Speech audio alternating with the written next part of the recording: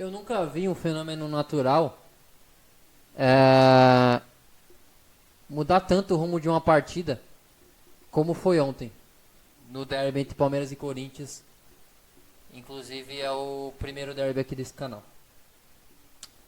Um bom dia, uma boa tarde, uma boa noite, no horário que vocês estão assistindo mais um vídeo do Ousadora. Ontem aconteceu a segunda rodada adiantada do Campeonato Paulista entre Corinthians e Palmeiras na Arena Corinthians. Porque como a Globo não fala Allianz Parque, a gente não é obrigado também a falar Neoquímica Arena, né? O jogo nos bastidores eu vou comentar um pouco. Fica aqui minha indignação para a FPF, que ela marcou um derby no meio de uma decisão de Copa do Brasil, entende? Se você colocar numa gangorra para pesagem um título, uma decisão de título de Copa do Brasil e uma segunda rodada de Campeonato Paulista, lógico que é um derby, é importante demais. Só que são dois pesos, duas medidas.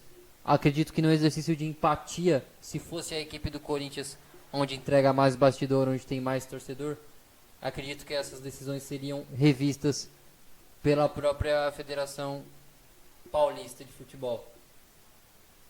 E eu acredito que teve... Por que esse calor tanto nos bastidores na questão do surto do Covid e não teve essa intensidade de calor com a questão de uma decisão de Copa do Brasil, né? Você marcar um derby no meio de uma decisão de Copa do Brasil. Mas enfim, o jogo aconteceu e teve pontos positivos. Vamos falar um pouco sobre o jogo? Sim, o Palmeiras abriu o placar com o Lucas Lima, torcedor palmeirense.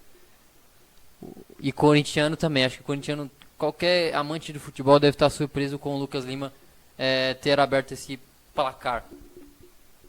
Bom, o Gil ele não perderia essa jogada aí, ele interceptaria, lógico, se ele tivesse no auge dele. Acredito que o Gil tá chegando sim a um declínio da sua carreira futebolística. O Lucas Lima ele dá o tapa com a esquerda pra direita, pra fake perna dele, e o Gil não consegue interceptar. Em outros carnavais o Gil ele conseguiria com certeza interceptar a perna destra do Lucas Lima a fazer um gol, né? É até curioso, eu fico até surpreso quando eu falo um bagulho desse. Gabriel Silva ele ampliou o placar. A Scarpa dá um belíssimo passe de direita. Olha o que aconteceu nessa partida. Lucas Lima fez um gol de direita, destro, e o Scarpa ele fez um passe com a direita primordial para o William chegar na área corintiana, dar o tapa com a esquerda no meio para o Gabriel Silva e ele com a presença de área ampliar o placar. O fator, aí nós chegamos no fator que muda completamente o panorama dessa partida. O Corinthians ele tem um time mais físico. O time do Corinthians é mais alto, é mais pesado. O time do Palmeiras era a maioria moleque, time leve, com transição rápida de jogo, que não depende de bolas aéreas, de físico, de proteção de bola, de pivô. A chuva chega e chega ao jogo do Corinthians, que é o jogo físico, é o jogo pelo alto, é o jogo de disputa.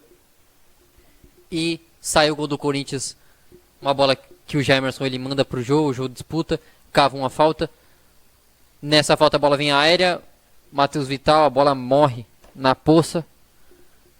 E o Matheus Vital faz o gol sem chance nenhuma pro Vinícius. Até pela questão das circunstâncias do jogo. O Corinthians diminui 2-1. Se não tivesse a chuva,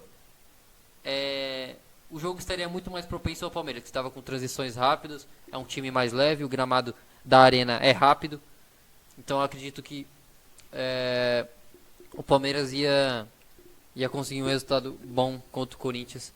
Até um desempenho bom, apesar de estar com um time terciário, né? Um time não dá para descrever, porque tinha jogadores de terceiro pensamento do Abel e jogadores, alguns titulares não absolutos, talvez. O jogo se inicia 2 minutos do segundo tempo. Mais uma vez a chuva não dá uma trégua. Quer dizer, a gente tem resquícios da chuva, que ficam as poças, né? A bola é lançada, acho que do Rony. Rony dá um belíssimo passe pro Vital, se eu não me engano, para um jogador ali do Corinthians. A bola para na poça. O Rodrigo Varanda, que é um jogador muito interessante, ele tem um físico assim parece que é o Bruno Henrique do Flamengo, um físico, nas questões de físico, não do futebol. É claro que o moleque tem muito a evoluir. Parece ser um bom jogador, parece que tem uma presença legal. Ele e o Esteves, que é baixinho, né? Não tem como. A bola para na poça, o corintiano dá um tapa para o meio da área.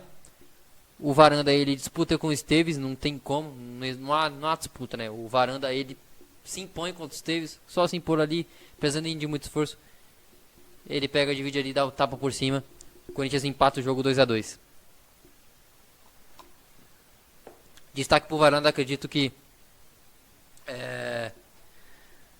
o Corinthians tem um futuro grande aí com esse moleque. E daqui a pouco eu falo um pouco mais. E o Varanda, daqui a pouco eu falo um pouco mais sobre a base aí do Corinthians, que pode ser uma salvação aí na temporada. Porque acho que tem 2 jogadores ali que podem ser pilares e representar as categorias de base do Corinthians. Eu acho muito interessante esses jogadores.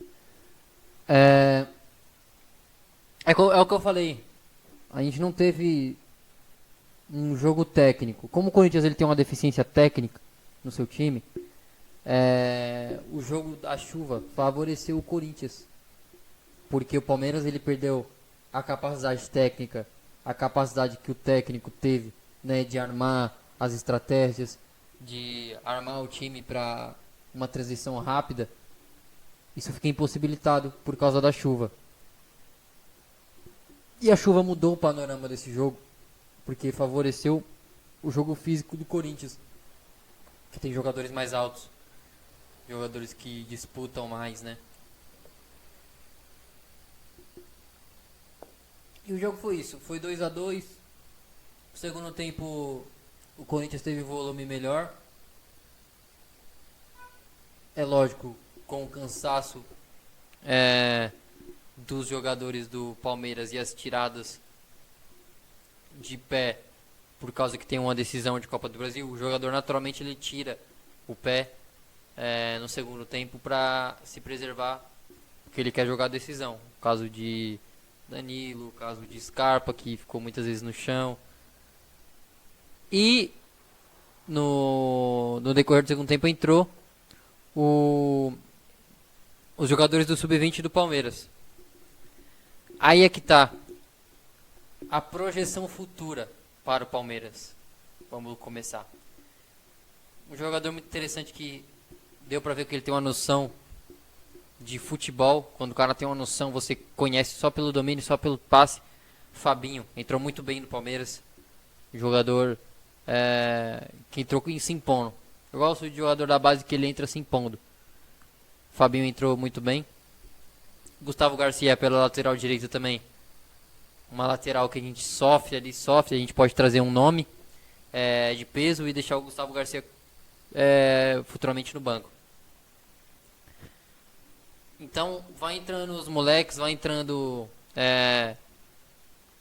e vai deixando a partida um pouco mais vistosa e com aquele toque de esperança, tanto pro corintiano, tanto pro palmeirense.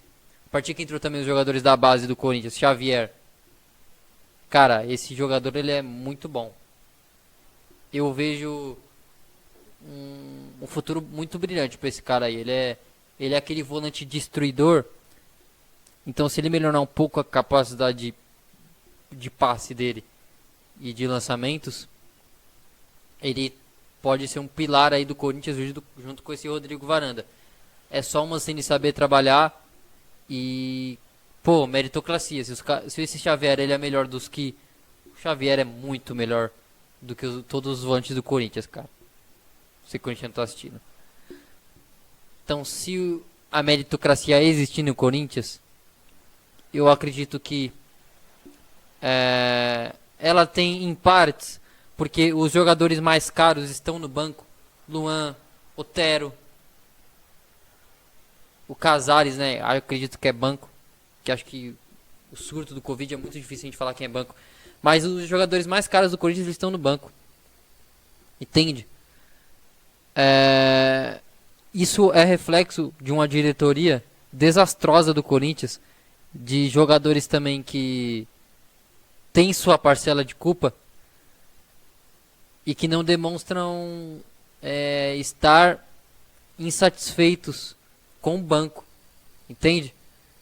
Então acredito que o Corinthians ele tem dois pilares, que é o Varanda e o Xavier, dois jogadores com projeção futura de time muito grande, pode montar o time ao redor de moleques. Foi o que o Palmeiras fez também. O Palmeiras foi tanta meritocracia com PK, com Gabriel Menino, com Danilo, com Wesley. Tô esquecendo mais alguém. Verón também, né? Mas o Verón é um pouco mais banco. Foi tanta meritocracia com base desses moleques que o time foi montado ao redor desses moleques. As peças eram colocadas ao redor desses moleques. A gente tinha um diferencial ali que era o Luiz Adriano, né? E aí, mas tinha a trinca ali no meio, que era PK, Menino e Danilo. Então, é interessante o técnico do Corinthians pensar nisso. E também refletir por que os jogadores mais caros estão no banco. Mas aí acho que já é papel da diretoria. O Palmeiras terminou o jogo com o Sub-20. E o Corinthians não conseguiu fazer um gol sequer, uma chance perigosa, não conseguiu penetrar na zaga do Palmeiras. Então, muito estranho isso. A gente vê então um abismo técnico que tem entre os dois clubes. O Palmeiras terminou o jogo com acho que 6 jogadores de base, velho. É muito jogador de base. Acredito que ficou ali o Danilo, ficou Scarpa talvez. Não, o Scarpa saiu. É muito difícil a gente falar agora porque lembrar agora é foda. Mas terminou com muitos jogadores do Sub-20 e do Sub-17, o atacante Giovani, que o Abel gosta. Só ressaltando. Projeção futura. Vejo que o Corinthians ele precisa sim melhorar o seu time. Precisa rever essa questão dos jogadores mais caros no banco. Porque isso quando os jogadores mais caros da folha salarial de um clube ele está no banco, é que tem muita coisa errada. A projeção futura do Palmeiras, muito bem os jogadores que entraram, Fabinho, o Gustavo Garcia, são promessas. A gente fica muito feliz quando esses moleques estão estreando. A gente fica muito feliz com a coletiva do Abel, que aprova o trabalho de base, aprova o trabalho dos olheiros, das contratações de jogadores para a base.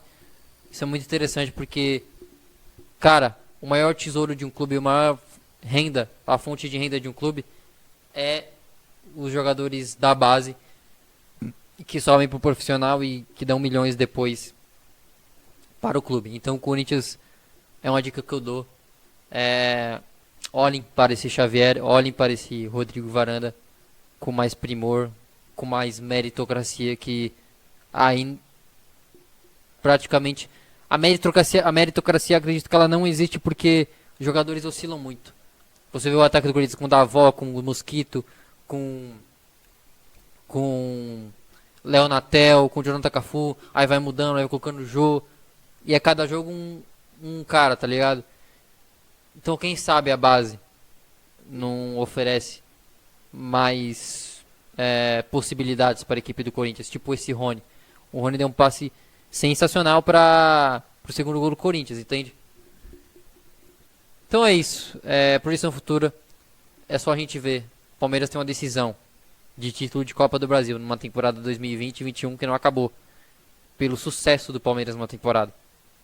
O último resultado contra o Corinthians foi 4-0. Então a gente vê que a projeção futura, o Corinthians precisa se arrumar.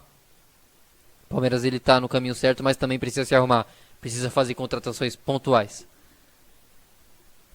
É isso aí, rapaziada. Então, análisezinha sobre o primeiro derby do canal. Sensacional aqui. Comentar um pouco sobre o derby. Tô com a camisa aqui da Fiat, que é de 2010. Talvez palmeirense. Acredito que seja.